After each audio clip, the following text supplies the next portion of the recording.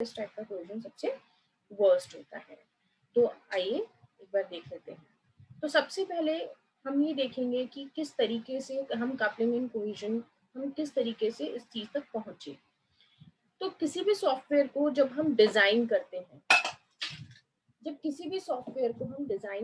तो हम उसको छोटे छोटे पार्ट्स में डिवाइड कर देते हैं, या मैं बोलूँ कि हम पूरे सिस्टम को डिकम्पोज कर देते हैं।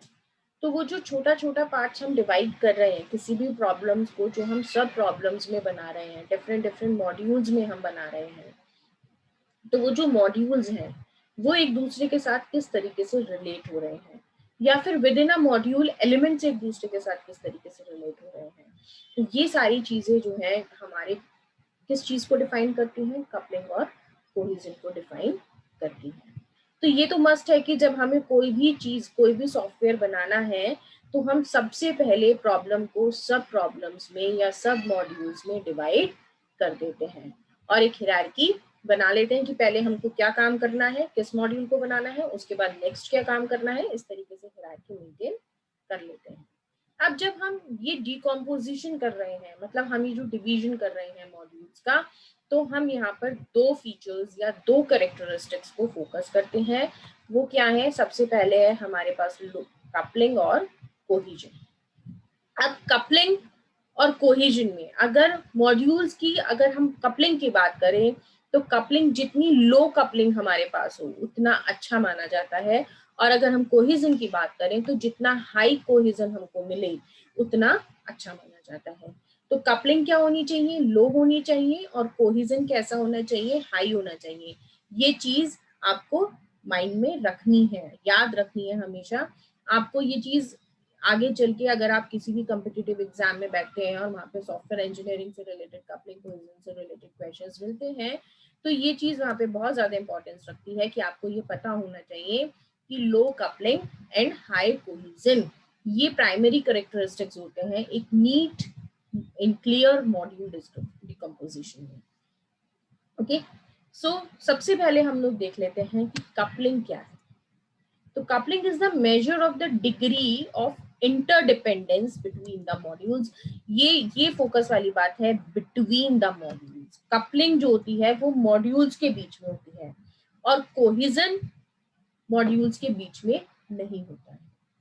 कपलिंग जो होती है वो दो मॉड्यूल, सपोज करो कि एक ही सिस्टम है, एक सॉफ्टवेयर है, और इसको मैंने क्या करा, अलग अलग मॉड्यूल्स में डिवाइड कर दिया। ठीक, तो अब एक मॉड्यूल दूसरे मॉड्यूल पे किस तरीके से डिपेंड कर रहा है, इनके बीच में किस तरीके की डिपेंडेंसीज है, किस तरीके की इंट्रैक्शन है मॉड्यूल्स के बीच में, ये जो डिफाइन करती है, ये जो चीज है कि इनकी जो डिपेंडेंसीज डिफाइन करती है, दैट इज कॉल्ड कपलिंग। और कोई भी जो अच्छा सॉफ्टवेयर होगा उसमें जो कपलिंग होती है वो कैसी होती है? लो होती है। कहने का मतलब है कि हमें इस तरीके की डिजाइनिंग करनी चाहिए, इस तरीके से डिकम्पोजिशन करना चाहिए मॉड्यूल्स का, डिवीजन करना चाहिए मॉड्यूल्स का, कि मॉड्यूल्स के बीच में जो डिपेंडेंसीज रहे वो कम से कम रहे। जितनी कम डिपेंडेंसीज होंगी मॉड्यूल्स के बीच में, सॉफ्टवेयर उतना ही अच्छा होगा। नेक्स्ट हम लोग यहाँ पर देखेंगे कि कपलिंग कितने तरीके की होती है, टाइप्स ऑफ कपलिंग क्या है। तो आप इस डायग्राम के थ्रू देख सकते हो। ये जो डायग्राम है ऑलरेडी एक एरो के शेप में मैंने बनाया है, जिससे कि आपको पता लगे कि लोएस्ट लेवल पे क्या होता है और बेस्ट लेवल पे क्या होता है। अगर हम कपलिंग देखेंगे तो इतने टाइप्स की कपलिंग यहाँ पर डिवीजन है: data coupling, stamp coupling, control coupling, external, common और कंटेंट कपलिंग। और जो डेटा कपलिंग होती है वो बेस्ट कपलिंग होती है, और अगर कंटेंट कपलिंग होती है तो वो वर्स्ट होती है। ये चीज आपको याद रखनी है। डेटा कपलिंग क्या है? बेस्ट है, और कंटेंट क्या है? वर्स्ट है। आपको ये चीज याद रखनी है, और यही हायरार्की है। सबसे अच्छी डेटा कपलिंग होती है, फिर स्टैम्प कपलिंग, फिर कंट्रोल कपलिंग, फिर एक्सटर्नल, फिर कॉमन, फिर सबसे लास्ट कंटेंट। ठीक, तो ये हायरार्की आपको ध्यान में रखनी है। तो आइए देख लेते हैं वन बाय वन, हम सारे कपलिंग्स को यहाँ पर समझने की कोशिश करेंगे। तो सबसे पहले मैं आपको बता रही हूँ यहाँ पर डेटा कपलिंग क्या होती है। अगर हमने मॉड्यूल्स डिवाइड करे हुए हैं और मॉड्यूल्स के बीच में जो डिपेंडेंसी है ठीक है, या फिर हम बोलें कि एक मॉड्यूल दूसरे मॉड्यूल से जो इंटरेक्ट कर रहा है वो कैसे कर रहा है, सिर्फ और सिर्फ डेटा को पास करके। तो हम मॉड्यूल्स को क्या बोलते हैं कि ये डेटा कपल्ड है, डेटा पास करके वो एक दूसरे के साथ इंटरेक्ट कर रहे हैं, इसलिए हम उसको बोलते हैं कि ये डेटा कपल्ड है। ठीक है, और डेटा कपलिंग में क्या होता है कि कंपोनेंट्स जो होते हैं वो इंडिपेंडेंट होते हैं एक दूसरे से। कंपोनेंट्स क्या होते हैं, एक दूसरे से इंडिपेंडेंट होते हैं and communicating through data. Components, क्योंकि इसमें केवल और केवल जो इंटरेक्शन हो रही है वो डेटा को पास करके हो रही है, बाकी और किसी चीज का इसमें कोई भी इन्वॉल्वमेंट नहीं होता है, इसलिए कंपोनेंट्स तो एक दूसरे से बिल्कुल इंडिपेंडेंट है, कोई डिपेंडेंसी नहीं है, लेकिन कम्युनिकेशन कैसे हो रहा है, डेटा के थ्रू हो रहा है, that's why it is called data coupling. Next we have stamp coupling. Stamp coupling में क्या होता है कि जब एक मॉड्यूल दूसरे मॉड्यूल, जैसे ये एक मॉड्यूल है और ये दूसरा मॉड्यूल है, और जब ये पूरा का पूरा डेटा स्ट्रक्चर इसके साथ शेयर करे, डेटा स्ट्रक्चर इसको पास कर दे पूरा का पूरा। ठीक है, एक मॉड्यूल का जो डेटा स्ट्रक्चर है जब वो दूसरे को पूरा का पूरा डेटा स्ट्रक्चर अपना पास करे, that is called structure coupling, sorry stamp coupling, उसको क्या बोलते हैं, stamp coupling. Next we have control coupling. Control coupling में क्या होता है कि जो मॉड्यूल्स हमने डिवाइड करे हैं, अगर वो मॉड्यूल्स एक दूसरे से कम्युनिकेट कर रहे हैं, कैसे कम्युनिकेट कर रहे हैं, बाय पासिंग कंट्रोल इंफॉर्मेशन। एक मॉड्यूल से हम दूसरे मॉड्यूल को एक कंट्रोल इंफॉर्मेशन पास करें तो उसको हम क्या बोल सकते हैं, कंट्रोल कपलिंग बोल सकते हैं। जैसे कि सपोज करो कि एक मॉड्यूल ये है और एक मॉड्यूल ये है, अब एक मॉड्यूल में सॉर्टिंग हमको करनी है, जब हमें सॉर्टिंग करनी होती है तो हमें कंपैरिजन करना पड़ेगा, तो कंपैरिजन फंक्शन सपोज हमारा यहाँ पर है, तो यहाँ पे सॉर्टिंग करने के लिए कंपैरिजन फंक्शन को कॉल कर लिया गया, तो इसका इसका जो कंट्रोल है वो कहाँ पर है, यहाँ पर है। तो ये क्या कर रहा है, ये यहाँ से यहाँ पर कंट्रोल पास कर रहा है, जब ये कंपैरिजन का फंक्शन यहाँ पास कर रहा है तब सॉर्टिंग हो रही है। ठीक, तो यहाँ से इस मॉड्यूल से इस मॉड्यूल पे कंट्रोल जो है वो पास किया जा रहा है, इसलिए इसको क्या बोला जाता है, कंट्रोल कपलिंग बोला जाता है। Next we have external coupling. External coupling में क्या होता है कि जब मॉड्यूल्स जो हैं वो दूसरे मॉड्यूल्स जो डिपेंड करते हैं, इन external coupling the modules depend on other modules. ये तो क्लियर है कि मॉड्यूल्स जो है वो दूसरे पे डिपेंड करते हैं, external to the software being developed और to a particular type of hardware. जो मॉड्यूल दूसरे मॉड्यूल पे डिपेंड करते हैं और जो एक्सटर्नली किसी और चीज पे डिपेंड कर रहा है, किसी भी पर्टिकुलर हार्डवेयर की वजह से ही वो रन होगा, किसी पर्टिकुलर सॉफ्टवेयर की वजह से ही वो रन होगा, जो कि ये चीजें एक्सटर्नल हैं। ठीक है, जैसे कि अगर मैं बात करूं कि कोई पर्टिकुलर डिवाइस फॉर्मेट होगा तभी मॉड्यूल्स में काम बनेगा, अगर किसी तरीके का पर्टिकुलर कोई प्रोटोकॉल होगा तभी मॉड्यूल्स जो हैं वो रन कर पाएंगे, एक दूसरे से इंटरेक्ट कर पाएंगे। अगर इस तरीके की कपलिंग है that is called external coupling. उसके बाद में हमारे पास आ जाता है कॉमन कपलिंग। कॉमन कपलिंग का मतलब होता है कि जब मॉड्यूल्स ग्लोबल डेटा स्ट्रक्चर्स को शेयर कर रहे हो। ग्लोबल डेटा स्ट्रक्चर्स क्या होते हैं, जो कि सबके लिए हो, जो सारे मॉड्यूल जिसको एक्सेस कर रहे हैं, तो वो ग्लोबल डेटा स्ट्रक्चर। जब मॉड्यूल्स जो हैं एक साथ ग्लोबल डेटा को एक्सेस कर रहे होते हैं तब वो मॉड्यूल्स कॉमन कपलिंग उनके बीच में कहलाती है। लेकिन इसमें एक चीज होती है, सपोज करो कि ग्लोबल डेटा में कुछ चेंजेस हो गए, डेटा अपडेट हो गया, अब यहाँ पे नंबर ऑफ मॉड्यूल्स है, ये डिवीजन हुआ है, नंबर ऑफ मॉड्यूल्स है, और यहाँ पर ये आपका ग्लोबल डेटा है। अब ये भी इसको यूज कर रहा है, ये भी सब इसको यूज कर रहे हैं। अब ये ग्लोबल, और इन्होंने इनकी वजह से और भी मॉड्यूल्स हैं जो इस पे डिपेंड करते हैं। ठीक है, अब यहाँ पर इस मॉड्यूल ने, इस वाले मॉड्यूल ने यहाँ से ग्लोबल डेटा एक्सेस किया, उसके बाद में ये वाला जो मॉड्यूल था ये इस मॉड्यूल पे डिपेंड करता है। अब इस मॉड्यूल ने भी यहाँ से वैल्यूज उठाई और कुछ कैलकुलेशंस अपने पास कर ली। अब ग्लोबल डेटा क्या हो गया, अपडेट हो गया। अब जब ग्लोबल डेटा अपडेट हो गया तो इन्होंने जो एक्सेस किया वो भी अपडेट होगी इन्फॉर्मेशन। अब इनके पास जो अपडेशन होगी तो फिर इसको भी क्या होना पड़ेगा, अपडेट होना पड़ेगा। तो इसलिए बोलते हैं कि अगर ग्लोबल डेटा में कुछ भी चेंजेस आएंगे तो उसका इफेक्ट सारे मॉड्यूल्स पे देखने के लिए मिलेगा। The changes in global data mean tracing back to all modules which access that data to evaluate the effect of the change। ठीक है, तो ये एक इसका हम डिसएडवांटेज भी बोल सकते हैं। Next we have content coupling. Content coupling में क्या होता है कि सपोज हमारे पास दो मॉड्यूल है, तो एक मॉड्यूल जो है वो दूसरे मॉड्यूल के डेटा को अपडेट कर सकता है, मॉडिफाई कर सकता है, चेंज कर सकता है। अपडेट भी नहीं बोलेंगे, मॉडिफाई बोलेंगे, कुछ भी मॉडिफिकेशंस कर सकता है। जब उसको इस तरीके की परमिशन है तो उसको क्या बोल रहे हैं हम, कंटेंट कपलिंग बोल रहे हैं। और ये जो कंटेंट कपलिंग होती है, this is the worst form. मैंने आपको डायग्राम में भी दिखाया था कि data coupling is the best form of coupling and content coupling is the worst form of the coupling. और कपलिंग जितनी लो हो सॉफ्टवेयर में उतना ही सॉफ्टवेयर ज्यादा अच्छा होता है। Next we have cohesion. Cohesion की अगर हम बात करेंगे तो कोहिजन क्या होता है, इससे पहले मैंने कपलिंग बताया था। तो कपलिंग क्या था, डिफरेंट मॉड्यूल्स के बीच में जो इंटरेक्शन हो रही थी। और कोहिजन क्या है, it is the measure of the degree to which the elements of the module are functionally related. Elements जो है मॉड्यूल्स के, वो किस तरीके से एक दूसरे के साथ फंक्शनली रिलेट करते हैं, दिस इज कॉल्ड कोहिजन।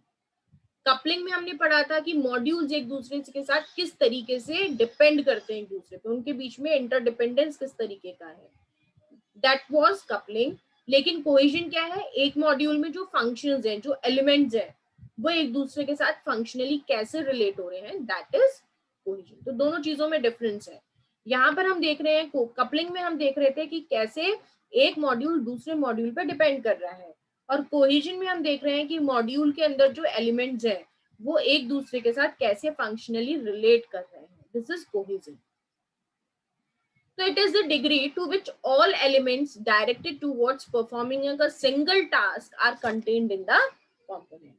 ये क्या है, डिग्री है किसकी, कि एलिमेंट्स जो है वो जो एक टास्क परफॉर्म करने जा रहे हैं, जो सारे एलिमेंट्स को मिलके एक टास्क परफॉर्म करना है जो एक ही कंपोनेंट के अंदर है, वो एक दूसरे से फंक्शनली कैसे रिलेट हो रहे हैं। या फिर हम इसको अगर बहुत जनरल टर्म्स में मैं आपको समझाऊं तो कोहेजन एक तरीके का क्या है, इंटरनल ग्लू है, जो कि मॉड्यूल्स को क्या रखता है, एक साथ बांधे रखता है, एलिमेंट्स को एक साथ बांधे रखता है।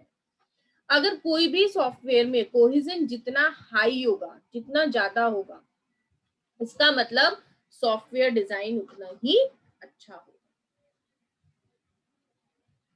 टाइप्स ऑफ कोहेजन हम देख लेते हैं। तो यहाँ पे आप देखो, अगर फंक्शन कोहेजन है इट मींस वो हाई है, और कोइंसिडेंटल है तो वो लो है। और अभी मैंने आपको बताया कि कोहेजन जितना हाई होता है उतना अच्छा होता है, इसका मतलब फंक्शन कोहेजन जो है वो सबसे अच्छा है और कोइंसिडेंटल कोहेजन सबसे वर्स्ट है। तो फंक्शनल कोहेजन क्या होता है, अगर जितने भी एक टास्क को परफॉर्म करने के लिए जितने भी हमको एलिमेंट्स चाहिए, ठीक है, अगर वो सारे के सारे एक ही कंपोनेंट में हो, उसको क्या बोलते हैं, फंक्शनल कोहेजन बोलते हैं। तो फंक्शनल कोहेजन जो है वो पर्टिकुलरली टास्क या फंक्शंस को परफॉर्म करता है। ये एक बहुत ही आइडियल सिचुएशन मानी जाती है कि हमें जब काम करना है कोई भी एक पर्टिकुलर टास्क, तो उसके लिए जितनी भी एलिमेंट्स हमको चाहिए वो सब हमको एक ही कंपोनेंट में मिल जाए। उसके बाद में हमारे पास आ जाता है सीक्वेंशियल कोहेजन। सीक्वेंशियल कोहेजन इस तरीके से कि आपके पास ये एक एलिमेंट है, इसका आउटपुट आपको मिला है ना, किसी भी डेटा का, सपोज कोई डेटा है, इससे आपको आउटपुट मिले और ये नेक्स्ट डेटा के लिए क्या बन जाए, इनपुट बन जाए, और फिर इसका आउटपुट इसके लिए इनपुट, इसका आउटपुट इसके लिए इनपुट। तो इस तरीके से डेटा फ्लो होता रहे अलग अलग पार्ट्स के बीच में, एक सीक्वेंस यहाँ पर बन गया, इसलिए इसको क्या बोला जा रहा है, सीक्वेंशियल कोहेजन बोला जा रहा है। फिर है हमारे पास कम्युनिकेशनल कोहेजन। कम्युनिकेशनल कोहेजन में क्या होता है, जब हमारे पास two elements operate on the same input data और contribute towards the same output data, communicational cohesion. Suppose करो कि हमारे पास एक जो है डेटा है और दो एलिमेंट है, एक एलिमेंट हमारे पास ये है और एक एलिमेंट ये है, और ये दोनों एलिमेंट्स जो है हमारे सेम इनपुट और सेम आउटपुट के लिए काम कर रहे हैं,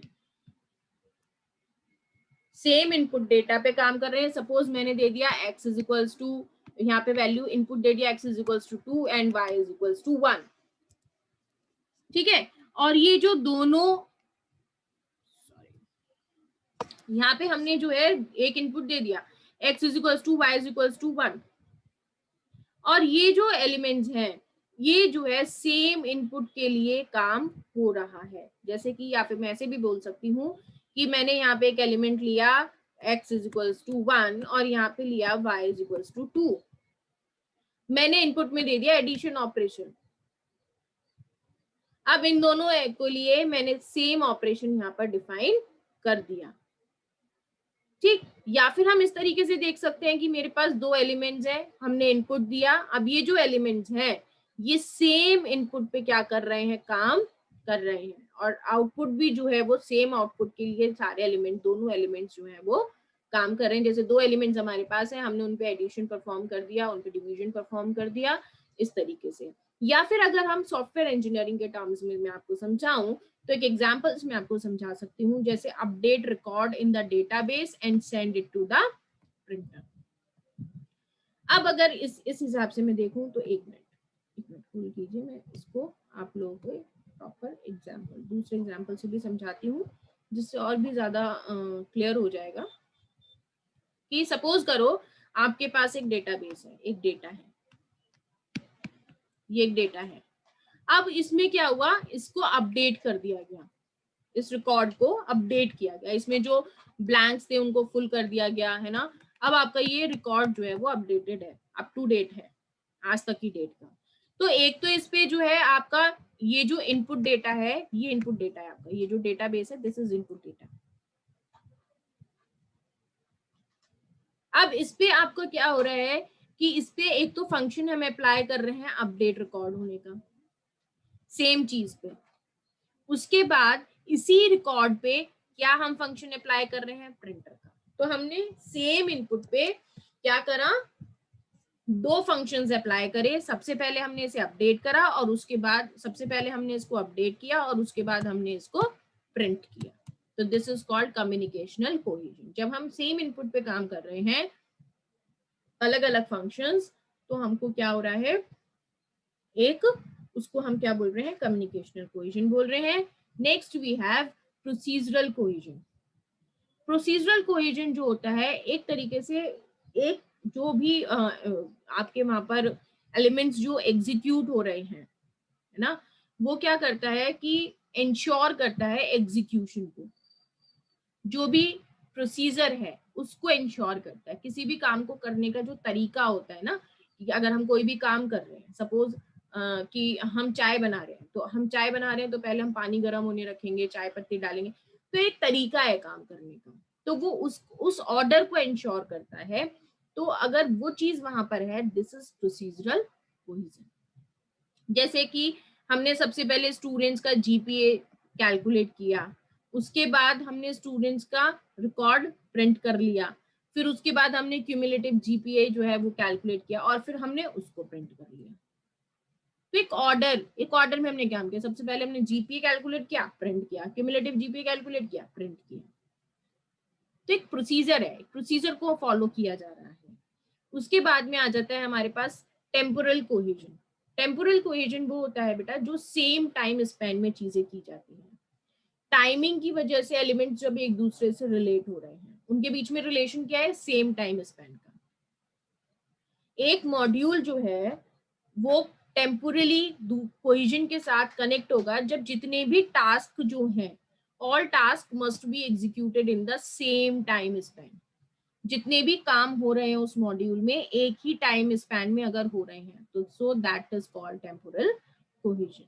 जैसे कि मैं बात करती हूँ कि जो code for initialising all parts of the system, जब हम अपने सिस्टम को इनिशियलाइज कर रहे हैं, शुरू कर रहे हैं मेमोरी सिस्टम को, तो जब जो कोड रन हो रहा है तो वो हमारे सिस्टम के हर पार्ट को इनिशियलाइज करने का काम कर रहा है, और वो जो इनिशियलाइजेशन हो रहा है, वो जो कोड रन हो रहे हैं, वो एक ही टाइम स्पैन में हो रहा है। कब? जब हमारा सिस्टम इनिशियलाइज कर रहा है। तो एक ही टाइम स्पैन में जब एलिमेंट्स एग्जीक्यूट हो रहे हैं एक साथ, तो वो क्या कहलाएगा? टेम्पोरल कोहेजन कहलाएगा। उसके बाद में आता है लॉजिकल कोहेजन, जब एलिमेंट्स जो हैं एक दूसरे के साथ लॉजिकली रिलेट कर रहे हैं, फंक्शनली नहीं, उनके लॉजिक्स रिलेट कर रहे हैं बस। सपोज करो कि जैसे एक कंपोनेंट है जो कि रीड करता है, क्या? टेप से इनपुट रीड करता है, डिस्क से इनपुट रीड करता है, नेटवर्क से इनपुट रीड करता है। अब अगर यहाँ पर हम बात करें तो चाहे टेप हो, चाहे डिस्क हो, चाहे नेटवर्क हो, काम क्या हो रहा है यहाँ पे? पढ़ने का हो रहा है, इनपुट्स को रीड करने का हो रहा है। तो जो लॉजिक वहां पर लगेगा तीनों जगह वो सेम ही लगेगा, रीड करने के लिए लगेगा लॉजिक, तो लॉजिक तो सेम हो गया, तो लॉजिकली वो रिलेट कर रही है चीजें। लेकिन फंक्शन अलग हो रहा है। फंक्शन क्यों अलग हो रहा है भाई? यहाँ पर टेप पे से रीड करेगा, यहाँ पे डिस्क पे से करेगा, या नेटवर्क पे करेगा, तो फंक्शंस तो अलग अलग परफॉर्म हो रहे हैं। बट अगर लॉजिक देखें तो लॉजिक क्या है? रीडिंग का लॉजिक वहां पर लग रहा है। all the code for these functions is in the same component, एक ही component के अंदर इन सबका कोड लिखा जाएगा, क्योंकि लॉजिकली एक दूसरे से क्या कर रहे हैं? रिलेट कर रहे हैं। ठीक है, तो ऑपरेशंस तो रिलेट कर रहे हैं, रीड करने के हैं ऑपरेशंस, बट फंक्शंस क्या है? Significantly different. This is called logical cohesion. उसके बाद आता है हमारे पास कोइंसिडेंटल कोहेजन। कोइंसिडेंटल कोहेजन को सबसे बेकार माना जाता है, सबसे वर्स्ट माना जाता है। आप ऐसे समझो कि जब आपने कोई भी चीज की प्लानिंग नहीं करी और कोइंसिडेंटली आपने मॉड्यूल्स को डिवाइड कर दिया, कोइंसिडेंटली आपने सब डिवीजन कर दिया मॉड्यूल्स का, अपने आप ही जो बन गया मॉड्यूल, तो वो क्या है? कोइंसिडेंटल कोहेजन है, या फिर एक्सीडेंटल भी इसको बोल सकते हैं। और ये वर्स्ट फॉर्म होता है कोहेजन का, क्योंकि इसमें कोई भी चीज किसी दूसरे एलिमेंट के साथ कैसे रिलेट हो रही है वो चीज प्लान नहीं होती है, कोई उसके पीछे कोई लॉजिक नहीं होता है, कोई उनका रिलेशनशिप डिफाइन नहीं होता है। ये सब कोइंसिडेंटली डिविजन्स होते हैं। और ऐसा भी हो सकता है कि एलिमेंट्स जो हैं वो एक दूसरे के साथ रिलेट ही ना करें, एक दूसरे के साथ अनरिलेटेड हो, रिलेट ही ना करें। ठीक है, ऐसा भी हो सकता है। जैसे कि अगर हम बात करें एक ही कंपोनेंट में अगर डाल दिया जाए कि प्रिंट नेक्स्ट लाइन और reverse the characters of a string, तो हम तो बात कर रहे हैं कि भाई ये प्रिंट हो रहा है, अब नेक्स्ट लाइन हम प्रिंट कर रहे हैं, और एक वो बात कर रहा है कि इसको रिवर्स कर दो। तो दोनों चीजें जो है उनके बीच में किसी भी तरीके का कोई रिलेशन नहीं है, एक दूसरे के साथ वो कंपैटिबिलिटी एग्जीक्यूट नहीं हो सकती एक साथ दोनों चीजें। तो this is called coincidental cohesion, जो कि सबसे ज्यादा वर्स्ट होता है। सो ये था स्टूडेंट्स मेरी तरफ से cohesion and coupling. Thank you so much, मिलते हैं नेक्स्ट वीडियो में।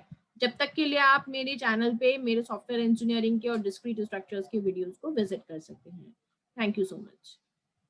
उतना टेस्ट करोगे उतना आपके सॉफ्टवेयर का क्वालिटी बढ़ेगा, उतना आपका सॉफ्टवेयर मजबूत होगा, रोबस्ट होगा। ठीक है, तो इसीलिए हम करते हैं सॉफ्टवेयर टेस्टिंग। जितना आप टेस्ट करोगे उतना एरर आएगा, और उनको सॉल्व करोगे तो आप क्या होगा? आपका सॉफ्टवेयर क्वालिटी सॉफ्टवेयर बन गया। तो सॉफ्टवेयर के क्वालिटी को ठीक रखने के लिए, मेंटेन कर रखने के लिए हम करते हैं सॉफ्टवेयर टेस्टिंग। ठीक है, तो आप जैसे आप खुद भी सोच सकते हो कि आप खुद अपने ऊपर जितना टेस्ट करोगे आप खुद उतना मजबूत होते जाओगे। उसी तरह से सॉफ्टवेयर पे भी जितना टेस्ट किया जाएगा सॉफ्टवेयर उतना मजबूत होता जाएगा। लेकिन बात ये आती है कि कितना टेस्ट करें? पूरा सॉफ्टवेयर को टेस्ट करते रहे? नहीं, उसके लिए ही तो टेक्निक है। तो कुछ ऐसा टेक्निक यूज़ किया जाता है ताकि देखिए हम जितना टेस्ट करेंगे उतना क्या होगा? कॉस्ट बढ़ेगा, है ना।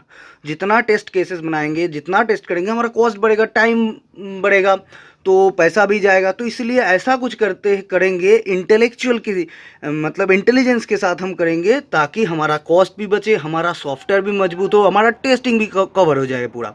ठीक है, तो चलिए स्टार्ट करते हैं सॉफ्टवेयर टेस्टिंग। ये तो हमने समझ लिया। अभी देखते हैं कि सॉफ्टवेयर टेस्टिंग कितने टाइप का होता है। देखिए 2 टाइप का होता है। पहला होता है ब्लैक बॉक्स टेस्टिंग और दूसरा होता है वाइट बॉक्स टेस्टिंग।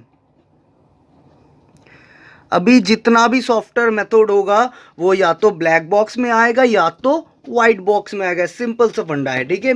तो एक एक करके हम समझेंगे, हम ब्लैक बॉक्स को पहले समझेंगे, इस वीडियो में शायद ब्लैक बॉक्स ही कवर होगा, देखिए चलते कितना कवर होता है। तो चलिए स्टार्ट करते हैं कि ब्लैक बॉक्स टेस्टिंग क्या होता है।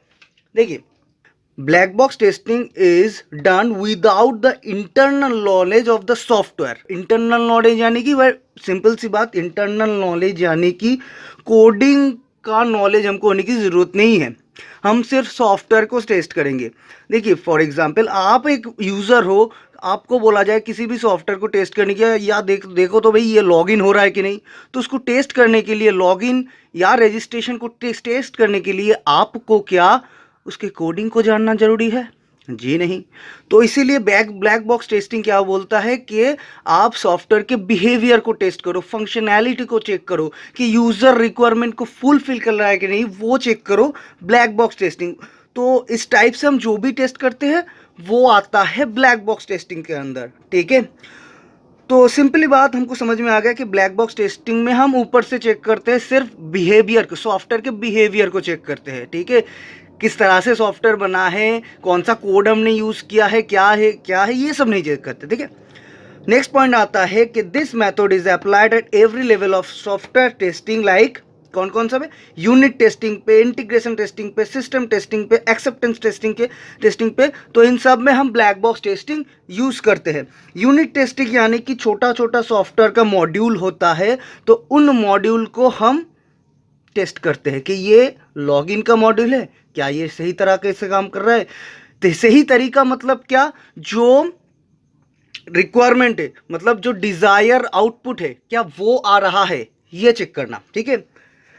इंटीग्रेशन टेस्टिंग यानी कि अभी छोटे छोटे जितने भी मॉड्यूल्स होंगे उन सबको इंटीग्रेट करके चेक करना कि सिंगल सिंगल तो काम कर रहा है लेकिन आपस में एकजुट होकर क्या सही काम कर रहा है, क्या डिजायर आउटपुट दे रहा है आपस में एक साथ।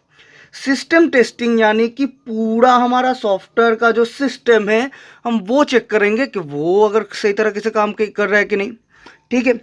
एक्सेप्टेंस टेस्टिंग यानी कि हम देखेंगे हमारा जो यूज़र का रिक्वायरमेंट है वो फुलफिल हो रहा है कि नहीं, ठीक है। अभी इसमें और भी बात किया जा सकता है, वो हम आगे करेंगे। तो इन सब में ब्लैक बॉक्स टेस्टिंग यूज होता है, ठीक है। नेक्स्ट पॉइंट क्या है, it checks the behaviour. Black box testing क्या करता है, सॉफ्टवेयर का बिहेवियर चेक करता है। तो hence it's also called behavioural testing, याद रखना, ठीक है। तो इसको हम बोलते हैं behavioural testing. It doesn't check the internal code of the software. बार बार जो मैंने बोला, तो क्या होगा, इंटरनल कोड को नहीं पता। ये आप देख सकते हो कि ये अगर हमारा सॉफ्टवेयर है तो सॉफ्टवेयर के अंदर जो कुछ भी लिखा है वो हमको नहीं पता। हम क्या कर रहे हैं, हम इनपुट दे रहे हैं और देख रहे हैं कि डिज़ायर आउटपुट है या नहीं। अगर इनपुट के लिए हमारा डिज़ायर आउटपुट आ रहा है तो ठीक है, वरना क्या है, गलत। नेक्स्ट है, in this method test cases are derived from the functional specification of the system. तो फंक्शनैलिटी को ध्यान में रखते हुए हम टेस्ट केसेस बनाते हैं। देखिए, हम जब भी बोलेंगे टेस्टिंग तो वहाँ पे टेस्टिंग पे क्या आएगा, टेस्ट केसेस हमको डिज़ाइन करना पड़ता है। क्यों करना पड़ता है, हम देखिए इनपुट तो बहुत सारा है सॉफ्टवेयर में, क्या क्या नहीं इनपुट हो सकता है। अगर एक छोटा सा भी सॉफ्टवेयर ले ले और उसमें हम सोच सके कि कितना पॉसिबिलिटीज है, जे कितना पॉसिबल वे है कि हम इनपुट डाल सकते हैं, तो वो कभी ख़त्म ही नहीं होगा।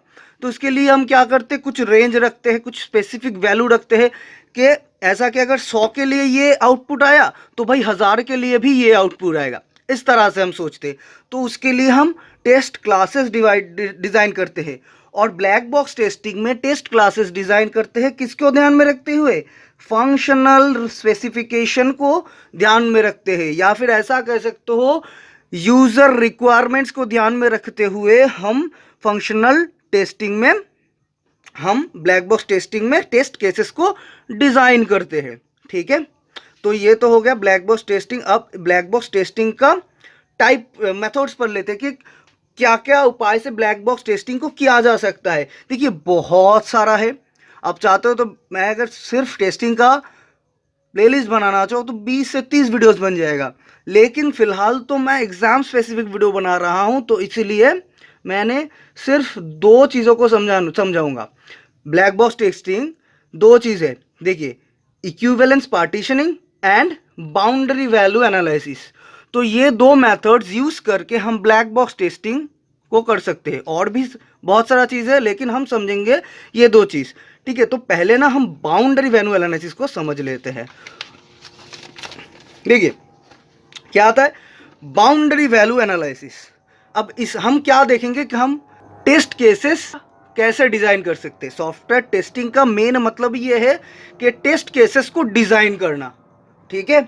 तो टेस्ट केसेस को कैसे डिजाइन करेंगे, देखिए क्या बोला जा रहा है। बाउंड्री वैल्यू एनालिसिस क्या है, more application error occurs at the boundaries. तो भाई जो बाउंड्री होता है ना उसमें ही most of the errors occur होता है। क्यों, मैं एग्जांपल के साथ भी बताऊंगा, बस जुड़े रहो, ठीक है। It use to identify errors at the boundaries rather than finding those errors exist in the centre of the input domain. तो हमने एक में से 100 कुछ इनपुट डोमेन लिया है, तो हम क्या करेंगे बाउंड्री में ढूंढेंगे एरर को। क्यों, क्योंकि भाई अगर 1 से 100 तक हमारा इनपुट हो सकता है तो बीच में एरर आने का चांसेस कम नहीं है। खतरा कहाँ है पता है, खतरा है बाउंड्री में। तो हम बाउंड्री से नीचे की वैल्यू को और थोड़ा आगे की वैल्यू को चेक करेंगे और देखेंगे कि क्या हमारा आउटपुट आ रहा है। अगर डिजायर आउटपुट आ रहा है तो ठीक है, और नहीं आ रहा है तो गलत है। सिंपल सी बात। अभी देखो बाउंड्री वैल्यू एनालिसिस तो हम कैसे करते हैं, बाउंड्री को डिफाइन करते हैं। इसमें क्या है अपर लोअर मिनिमम वैल्यू से मैक्सिमम वैल्यू, इन सब करके हम बाउंड्रीज को डिफाइन करते हैं। अभी देखो आप एक सिंपल सी बात सोचो, आप एक बबल शॉट का प्रोग्राम लिख लोगे, आप क्या लिखोगे, for i is equal 0, i less than, ये बाहर का लूप, और अंदर में आप क्या लूप लिखोगे, for i is equal 0, i less than, ठीक है, i minus 1, i plus plus, ऐसा लूप चलेगा। और इसमें जो कुछ ये बबल शॉट में होता है। अभी देखो प्रॉब्लम किधर है पता है, प्रॉब्लम यहां पे है, बाउंड्री पे है। आप ये सोचोगे भाई हम i को किससे स्टार्ट करें, 1 से स्टार्ट करें या फिर 0 से। यहां पे भी सोचोगे आप, बाउंड्री पे आप ध्यान रखोगे, आपको कंफ्यूजन होगा। देखिए तो कंफ्यूजन यहाँ पे होता है, ठीक है। तो मैं आप अगर इधर पे 0 लिख देते हो तो आप कभी कभी सोचते हो कि भाई इधर पे क्या ग्रेटर देन इक्वल होगा, नहीं नहीं नहीं, ग्रेटर देन सिर्फ ग्रेटर देन होगा, सिर्फ लेस देन होगा। तो प्रॉब्लम बाउंड्री पे है, समझ में आया। यहाँ पे आप देखो, आपको भी प्रोग्राम लिखते जाओ तो आपको भी यही प्रॉब्लम होता है। तो हम क्या करते हैं, बाउंड्री को यहाँ पे बाउंड्री वैल्यू एनालिसिस क्या करते हैं, इसके आगे या पीछे को एनालाइज करो। 1 2 3 4 से लेकर 10 तक नंबर है, तो हम क्या करेंगे, 1 से आगे यानी कि 0 और 10 के बाद यानी कि 11 12, यहाँ पे -1। तो बाउंड्री से आगे पीछे जो जो भी वैल्यू होगा उनको हम टेस्ट केसेस में डालेंगे। तो उस इनपुट के लिए देखेंगे कि क्या हमारा आउटपुट आ रहा है। अगर सही आउटपुट आ रहा है तो बढ़िया है, अगर गलत आउटपुट आ रहा है तो भाई बाउंड्री में प्रॉब्लम है, बाउंड्री को ठीक करो। हो गया बाउंड्री वैल्यू एनालिसिस, सिंपल थे, कोई प्रॉब्लम नहीं, ठीक है। तो हम सीख गए बाउंड्री वैल्यू एनालिसिस। अब देखो अब सीखते हैं क्या, अब सीखते हैं बाउंड्री वैल्यू एनालिसिस हो गया। अब सीखते हैं इक्विवेलेंस पार्टीशनिंग। अभी देखो उसके नेक्स्ट बाद ही आता है कि इक्विवेलेंस पार्टीशनिंग हम क्यों करते हैं। आप ये सोचो कि आपके पास 1 से 1000 तक नंबर है, तो अब सारे नंबर को चेक नहीं कर सकते, सभी के लिए, 1 के लिए, 2 के लिए, 3 के, सभी के लिए चेक करे तो कितना टाइम लगेगा, नहीं करना। आप क्या करो, आपका जो नंबर है उसको डिवाइड कर दो इक्विवेलेंट क्लासेस में। It divides the input domain into various classes. तो आपने 1 से 1000 तक जितने भी नंबर है उनको डिवाइड कर दिया सेम क्लासेस के अंदर, कि कितना सेम टाइप के इनपुट डोमेन के अंदर। अभी क्या करोगे, आप कैसे सिलेक्ट करोगे आपके इनपुट को, यहाँ से 2 वैल्यू उठा के चेक कर लिया, यहाँ से 2 वैल्यू उठा के चेक कर लिया, यहाँ से 2 रैंडम वैल्यू उठा के चेक कर लिया। अभी देखो 10-12 चेक करोगे तो आपका पूरा टेस्ट केसेस सॉल्व हो जाएगा। अभी आपको 1000 इनपुट लेकर चेक करने की जरूरत नहीं है, ठीक है। तो यही होता है इक्विवेलेंस पार्टीशनिंग। अभी देखो एग्जांपल लेते हैं। If an input condition specify a range of values from 1 to 99, then हमारा इनपुट टेक्स्ट क्या बोलते हैं उसको, टेस्ट क्लासेस क्या क्या होगा। तो देखिए हम 1 to 99 मतलब ये बोला जा रहा है 1 से लेकर 99 तक जितने भी वैल्यू आएगा वो क्या होगा, वैलिड होगा। अभी 1 से नीचे जितने भी वैल्यू आएगा वो क्या होगा, इनवैलिड होगा। अभी 99 से ऊपर जितने भी वैल्यू आएगा वो क्या होगा, वो इनवैलिड होगा, ठीक है। तो यहां पे देखो 2 इनवैलिड और 1 वैलिड क्लास बना। तो इसी तरह से हम इक्विवेलेंस पार्टीशनिंग करते हैं। तो यहां में हम एक रैंडम नंबर ले लिया और 1 के आगे का एक रैंडम नंबर ले लिया, 99 के ऊपर का एक रैंडम नंबर ले लिया और चेक कर लिया, ठीक है। तो ये एक एग्जांपल था, और भी एग्जांपल हम दे सकते हैं। If input condition require a specific value like 50, तो क्या होगा, तो क्लासेस क्या बनेगा, सिर्फ एक if i is equal to 50 तभी ये ट्रू होगा। मतलब कि यहां पे हमारा 2 कंडीशन बढ़ता है, मतलब जब 50 होगा तब वैलिड होगा, ठीक है। 50 के नीचे या 50 के ऊपर जितने भी वैल्यू होंगे वो इनवैलिड होंगे, ठीक है। तो यहां पे वैलिड 1 और 2 इनवैलिड, तो 1 वैलिड 2 इनवैलिड, 1 वैलिड क्लास मिला और 2 इनवैलिड क्लास मिला हमको, ठीक है। अगर नेक्स्ट एग्जांपल क्या है, अगर input condition specify set of values like, तो हमें एक सेट दिया गया है कि 6 होगा, 12 होगा, 33 होगा, 60 होगा, 90 होगा, तब वैलिड होगा, नहीं तो इनवैलिड होगा। तो इसमें कितना कंडीशन निकलता है, देखिए इनपुट अगर यहाँ पे से ये एक हमारा टेस्ट क्लास है, अगर इसमें से हमने कोई वैल्यू को निकाला तो क्या होगा, वैलिड होगा। अगर कोई दूसरे इस क्लास से अलावा कोई वैल्यू निकाले तो क्या होगा, इनवैलिड होगा, सिंपल सी बात है। तो यहां पे हमको 2 टेस्ट क्लास मिलता है, इनपुट क्लास मिलता है। बुलियन कंडीशन के लिए क्या होगा, सिंपल सा 2 टेस्ट क्लास होगा, ट्रू के लिए वैलिड और फॉल्स के लिए इनवैलिड। तो यहां पे टेस्ट इनपुट क्या होगा, 2 क्लास में हम डिवाइड कर सकते हैं। तो ये हो गया हमारा ब्लैक बॉक्स टेस्टिंग, ठीक है। तो अभी देखते हैं कि व्हाइट बॉक्स टेस्टिंग क्या होता है। तो भाई देखो व्हाइट बॉक्स टेस्टिंग ना ब्लैक बॉक्स टेस्टिंग का ऑपोजिट है, ब्लैक बॉक्स टेस्टिंग का ऑपोजिट है।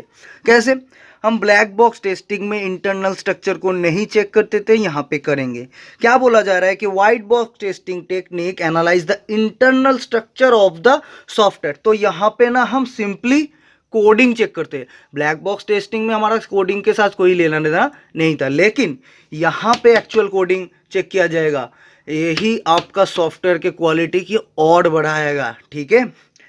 तो वाइट बॉक्स टेस्टिंग हम अक्सर इसको कहते हैं ग्लास बॉक्स टेस्टिंग या फिर क्लियर बॉक्स टेस्टिंग या फिर स्ट्रक्चरल टेस्टिंग। क्यों, क्योंकि यहाँ पे आप देखो सिंपल सा एग्जांपल है, यहाँ पे ब्लैक बॉक्स टेस्टिंग में ब्लैक हुआ था इसलिए आपको कुछ दिख नहीं रहा था, यहाँ पे वाइट हो चुका है, आपको कोडिंग स्ट्रक्चर दिख रहा है और कुछ नहीं है। इनपुट जाएगा, आपको आउटपुट मिलेगा, अगर डिजायर आउटपुट मिला तो सही है, ना मिला तो चलो गलत, ठीक है। In this method test cases are derived from the internal structure of the system. तो सिस्टम का इंटरनल स्ट्रक्चर जो होगा, हम ना सारा कोड पूरा लाइन बाय लाइन यहाँ पे चेक होता है, ठीक है। अभी कैसे होता है ये हम देखेंगे। अभी इसका ना वाइट बॉक्स टेस्टिंग का बहुत सारा मेथड है, लेकिन हम यहाँ पे क्या करेंगे, 3 मेथड का सीखेंगे और तीनों के लिए अलग अलग वीडियो बनाऊंगा, ठीक है। Coverage based testing, cyclomatic complexity, mutation testing, ठीक है। और तीनों के लिए अलग अलग वीडियो क्यों बनाऊंगा, क्योंकि तीनों बहुत इंपॉर्टेंट है और तीनों अलग अलग से क्वेश्चन में आता है। ठीक है। तो दोस्तों वीडियो को बताना कैसा लगा है, अगर कुछ प्रॉब्लम हो समझने में तो मुझे कमेंट करके ज़रूर बताना। और भाई एग्ज़ाम आ रहा है, शेयर करो अपने दोस्तों के साथ। चैनल पे नए हो तो ज़रूर सब्सक्राइब करना, और सब्सक्राइब करने के बाद जो बेल आइकन उसे भी प्रेस कर देना ताकि मेरे वीडियोस का नोटिफिकेशन आपको मिलता रहे। तो चलिए दोस्तों, इस वीडियो में इतना ही। मैं मिलता हूँ आपसे अगले वीडियो में, तब तक के लिए bye bye, take care, ta-ta. Next video में पढ़ेंगे